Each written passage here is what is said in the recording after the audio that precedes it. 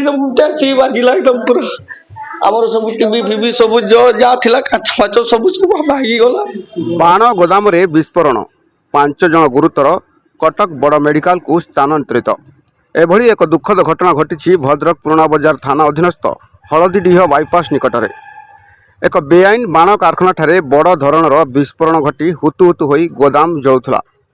निमिषक मध्यम सबु बाण सामग्री जली पड़ी पाउंस हो जाइतला। एपरिक विस्फोरण प्रभाव रे पाखरे थिबा झरका काच भांगी जाइछि।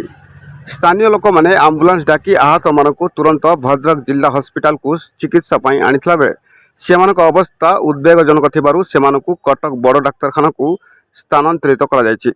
अन्य पक्षे भद्रक अग्निशम बाहिनी 2 गोटी टीम विस्फोरण स्थल में पहुंची निया को आयत्त करने सहित समस्त आहत को डाक्तरखाना रे पहुंचाई।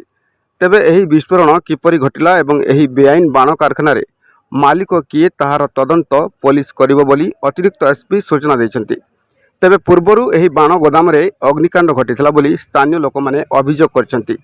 तेबे खबर पाई पूर्वतन मंत्री प्रफुल्ल सामल पौराध्यक्ष गुलमुख्य हबीबी भद्रक डाक्तरखाना रे पहुंची आहत मानक स्वास्थ्य अवस्था पचारि बुझिबा सहित घटनार तदंत दाबी करछन्ति।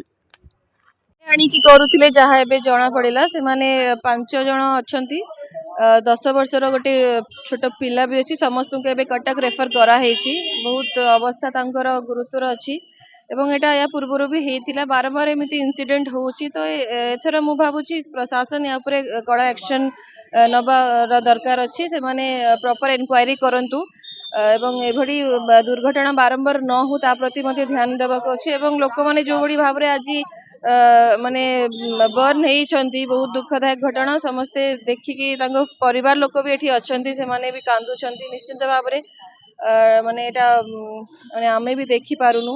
तो कटक रे तांकर प्रॉपर ट्रीटमेंट हबा मोर आशा अछि एवं से माने भलो एकी घर को फेरिबे।